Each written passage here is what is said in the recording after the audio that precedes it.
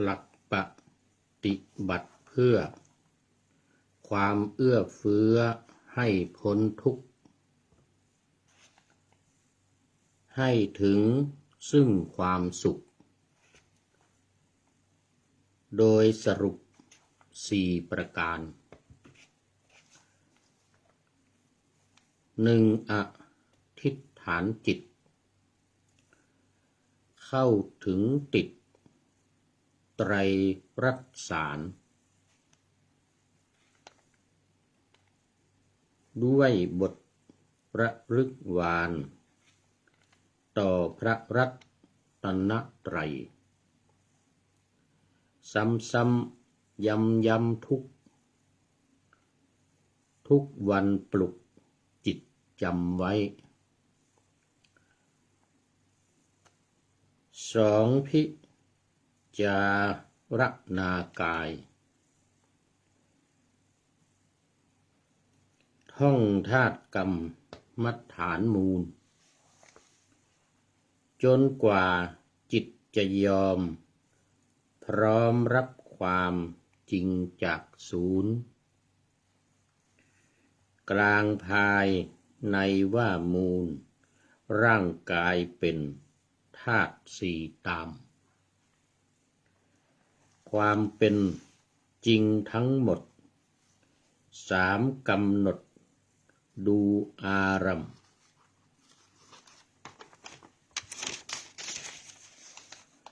เกิดดับย้ำซ้ำอยู่เสมอ4ทำความเข้าใจอริยสัจจะ4ประการตามอารมณ์ที่เป็นที่เกิดลามดับสนิทบนจิตใจและจับอารมณ์ลงขันธ์5ตรงกำหนดให้รู้ขันธ์5เกิดดับไป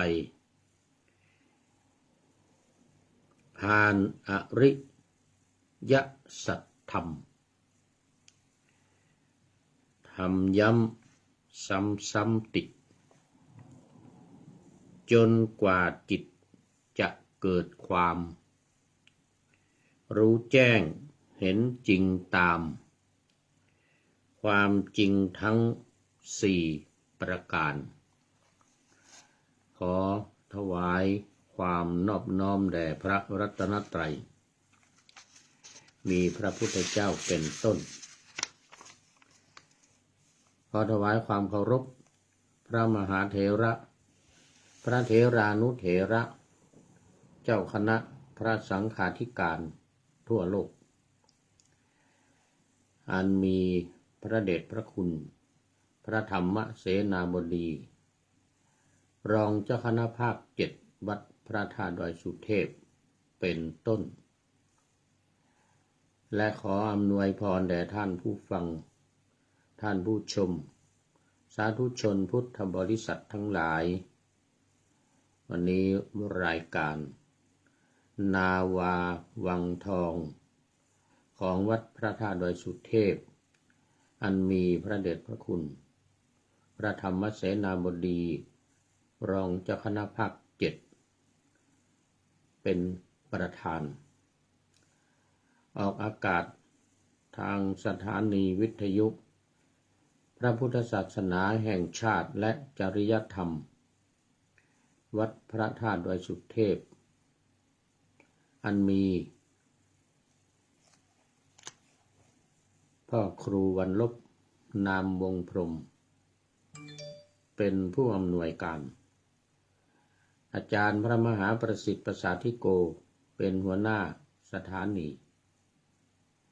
และอาตมาภาพพระครูปริยัติยานุศาสตร์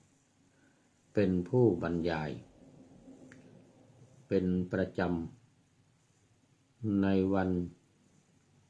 ศุกร์เสาร์และอาทิตย์โดยเวลา7:30 นาที ถึง8 นาฬิกาและเวลาบ่ายโมงถึงบ่าย2 โมงในวันศุกร์และวันเสาร์ก็3 วันออก5 เวลาคือศุกร์เสาร์อาทิตย์เวลา7:30 น.ถึง8 นาฬิกาวันศุกร์กับวันเสาร์บ่ายโมงถึงบ่าย2 โมงส่วนที่สถานีวิทยุเพื่อการศึกษาพระพุทธศาสนาและวัฒนธรรมระบบ FM 104.50 วัดฝายหินตำบลสุเทพอำเภอเมืองจังหวัดเชียงใหม่โดยมีพระครูสมุวิสุวัตรวรกิจโจเป็นผู้อำนวยการออกอากาศเวลา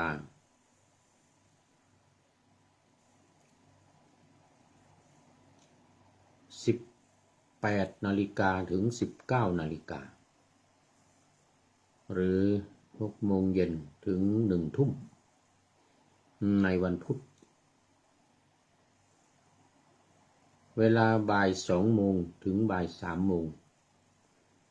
ในวันศุกร์และวันเสาร์และเวลาบ่าย3 โมงถึงบ่าย4 โมงเย็นในวันอาทิตย์อันนี้ก็4 วัน4 เวลา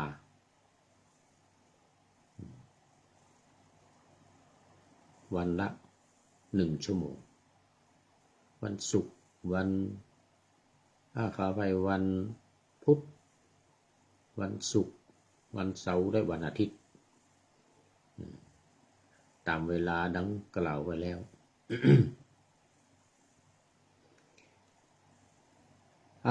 ตอนนี้ก็ขอต้อนรับคุณโยมนวลนิชวชาติบอกสาธุสาธุสาธุเจ้า FC ตัวจริง FC ตัวจริงเขามาก่อนเพื่อนเลยวันนี้ เป็นท่านแรก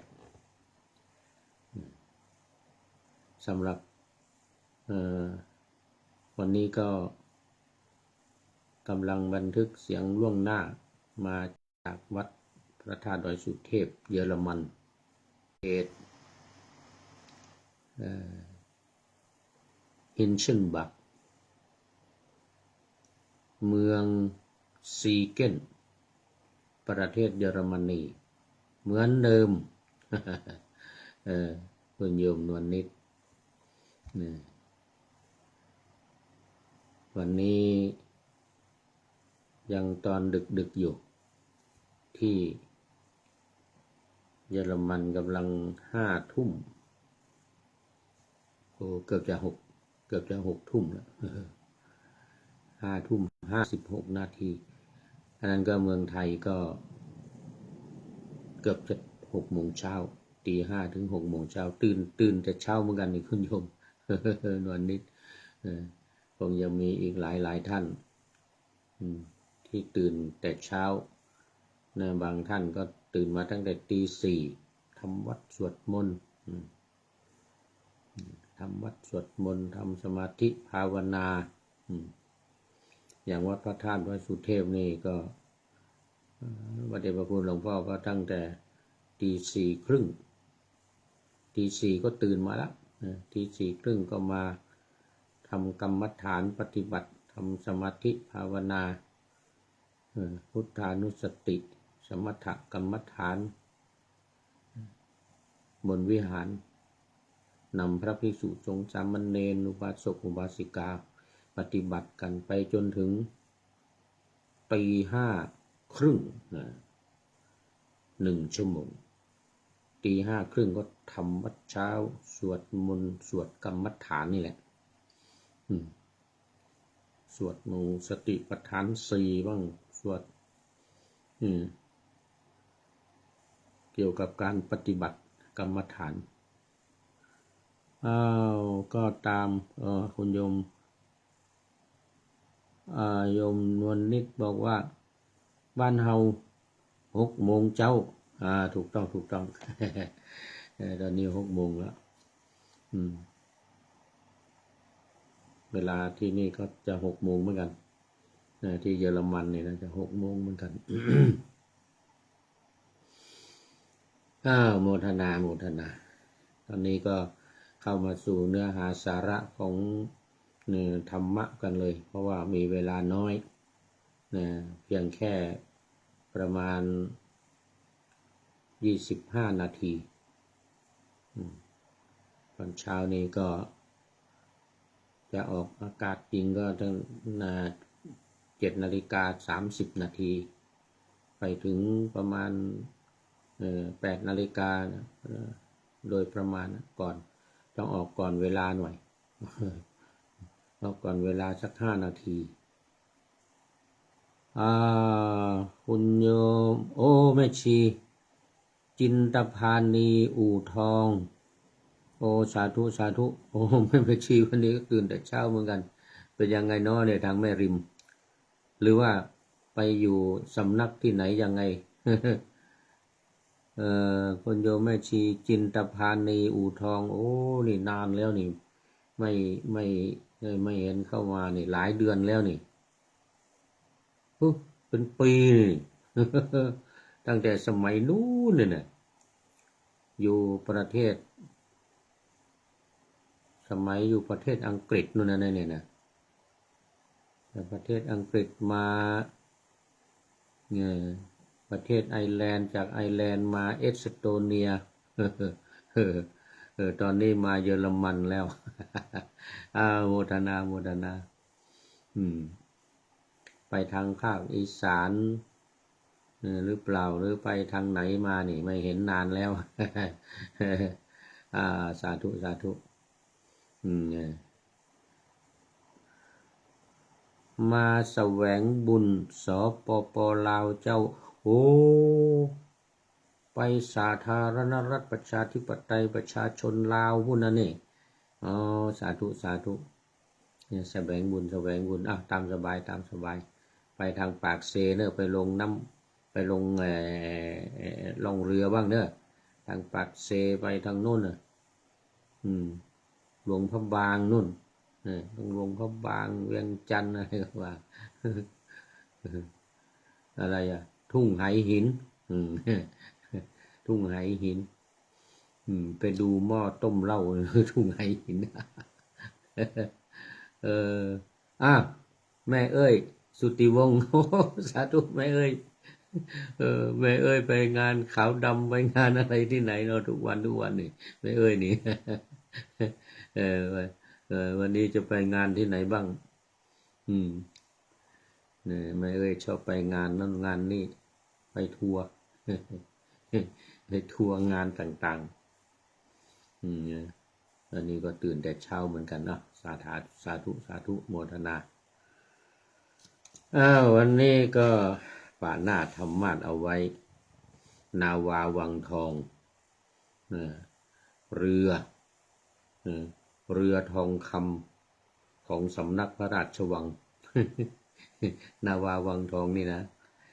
เรือทองคำของสำนักพระราชวังเป็นโครงการเขาเรียกว่าโครงการปูทางสู่ธรรมนาวาวังธรรมนาวาวังนะธรรมนาวาเนี่ยมันมาในพระไตรปิฎกคำว่าธรรมนาวาทีนี้ก็ทางพระราชวังเป็นต้นเขาเรียกว่าเป็นต้นโครงการนะเป็นต้นโครงการก็เลยตั้งชื่อว่าใส่วังเข้ามาธรรมนาวาวังในโครงการปูทางสู่ธรรมนาวาวัง นะก็มีแนวทางการปฏิบัติของสำนักศึกษาธรรมโดยธรรมนาวาของอาจารย์ต้นหรือหลวงพ่อเจ้าคุณราชวชิรยานยานวชิรคุณนะหรือจำไม่ค่อยได้นะอยู่ที่จังหวัดเชียงรายโดยธรรมนาวานี่อยู่ที่จังหวัดเชียงรายก็มีหลักการปฏิบัติอย่างวันนี้ป่าหน้าธรรมาสไว้เป็นหลักการปฏิบัติแม่เอ้ยบอกว่าสาธุเจ้าสาธุเจ้าสาธุสาธุโมทนาโมทนาโมทนาสาธุยกมือมาตัวยกมือประนมมือมาตัวยสองมือโมทนามีหลักการใหญ่ๆอยู่สี่อย่างมีหลักการใหญ่ๆอยู่สี่อย่างแล้วก็ไปขยายย่อยออกเป็นหกนี่นะเขาไปขยายย่อยเป็นหกหลักการใหญ่อยู่สี่อย่างคือหนึ่งการเข้าถึงพระรัตนตรัยคือให้เข้าให้จำให้ท่องไม่เอ่ยส่งรูปภาพสาธุสาธุให้จำให้ท่องพระรัตนตรัยนะแล้วก็เข้าถึงพระรัตนตรัยด้วยพระพุทธพระธรรมพระสงฆ์เป็นที่พึ่งเป็นสรณะแล้วสองการท่องธาตุกรรมฐานเนี่ยธาตุสี่นี่นะดินน้ำไฟลมนี่นะท่องให้จำขึ้นใจสามการท่องขันธ์ห้ารู้จักขันธ์ห้ารูปเวทนาสัญญาสังขารวิญญาณนี่นะสี่การพิจารณาความเกิดความดับของขันธ์ห้านี่นะผ่านอริยสัจธรรมสี่ประการตอนนี้ก็ขอต้อนรับธีรวุฒิกันเกตสาธุสาธุเป็นพระหรือเปล่านะมองไม่เห็นชัด ถ้าเป็นพระก็ขออภัยด้วยไม่ได้ทักทายเป็นพระที่ใช้นามปากกาว่าธีรวุฒิธีรวุฒิจะต้องไปดูโปรไฟล์แล้วนี่นะการเกตFC ใหม่ FC ใหม่สาธุสาธุตื่นแต่เช้าเลยเหมือนกันเอามาให้ปะหน้าธรรมาสไว้ว่าหลักปฏิบัติเพื่อความเอื้อเฟื้อให้พ้นทุกข์เป็นเดี๋ยวก่อนให้ถึงซึ่งความสุขโดยสรุปสี่ประการหนึ่งอธิษฐานจิตเข้าถึงติดไตรรัตน์สารด้วยบทระลึกวานต่อพระรัตนตรัยนี่ข้อหนึ่งการถึงพระรัตนตรัยอธิษฐานจิตต้องจิตอธิษฐานให้เข้าถึงพระรัตนตรัยแล้วก็มั่นคงในพระรัตนตรัยไม่หวั่นไหวซ้ำๆย้ำทุกวันปลุกจิตจำไว้สองพิจารณากายท่องธาตุกรรมมัฏฐานมูลท่องธาตุสี่นี่นะเอามาท่องดินน้ำไฟลมนะทั้งความหมายของมันดินคืออะไรน้ำคืออะไรไฟคืออะไรลมคืออะไรนี่นะมันจะมีบทท่องอยู่ อ้าวเอฟซีตัวจริงโอเป็นพระครับโอธีรวุฒิเป็นพระโอสาธุสาธุขอบคุณครับขอบคุณครับเออสงสัยอยู่นะ สงสัยว่าเป็นพระ เอฟขอไปเอฟซีตัวจริงสุริยันคำปาท่านอาจารย์สุริยันวัดพระธาตุวายสุเทพโอ้นี่ก็ไม่เห็นหลายวันแล้วนี่อันนี้หลายวัน ไม่ใช่หลายเดือน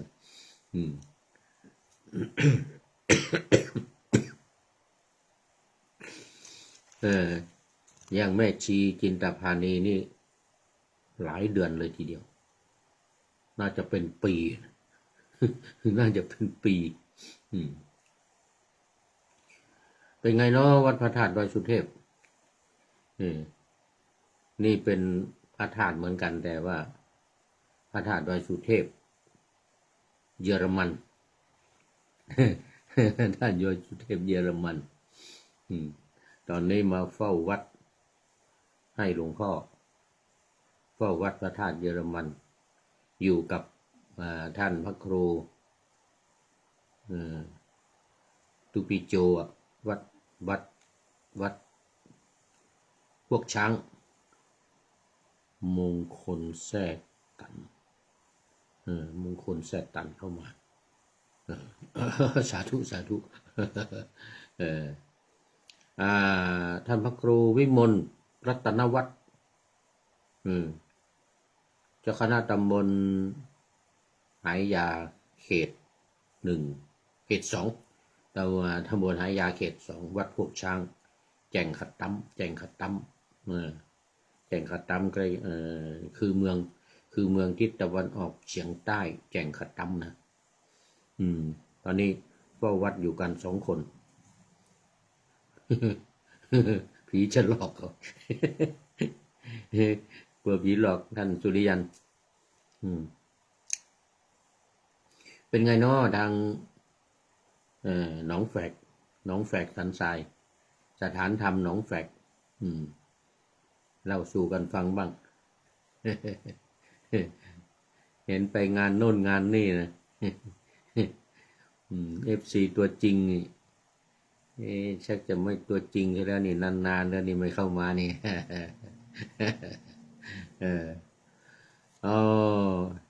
FC ธีรวุฒิการเกตสาธุครับผมขอบคุณมากนะก็พูดมาถึงข้อที่1ไตรรัตน์แต่ว่าต้องให้ว่าย้ำซ้ำๆท่องให้จำเป้าหมายของสำนักการปฏิบัติของพระราชวังเนี่ยเป็นการปฏิบัติ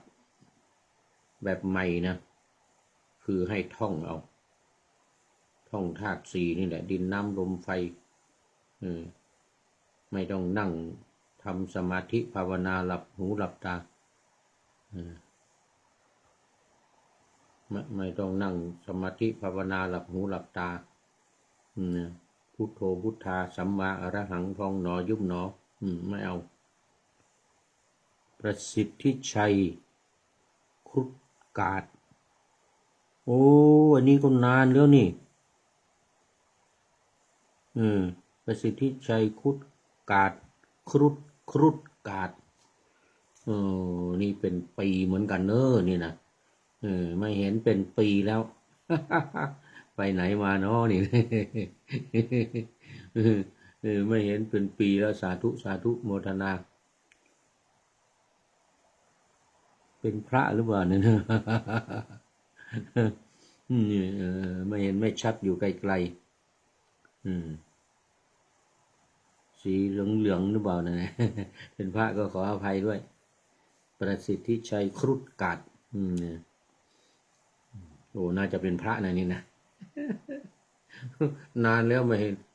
นานแล้วไม่เห็นก็มาต้องไปดูโปรไฟล์ต้องไปดูโปรไฟล์แล้วเนี่ย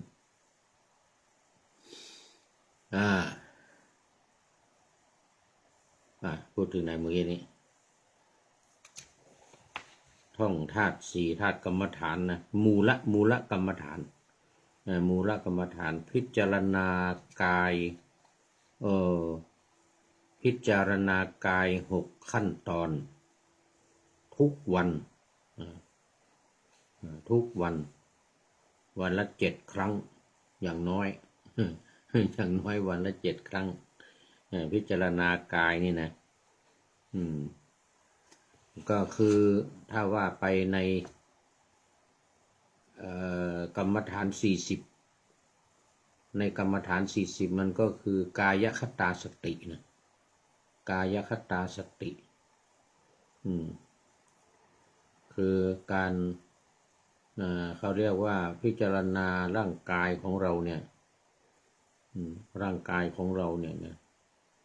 ผมขนเล็บฟันหนังเนื้อเอ็นกระดูกอะไรทั้งหลายเนี่ยพิจารณาหรืออย่างใน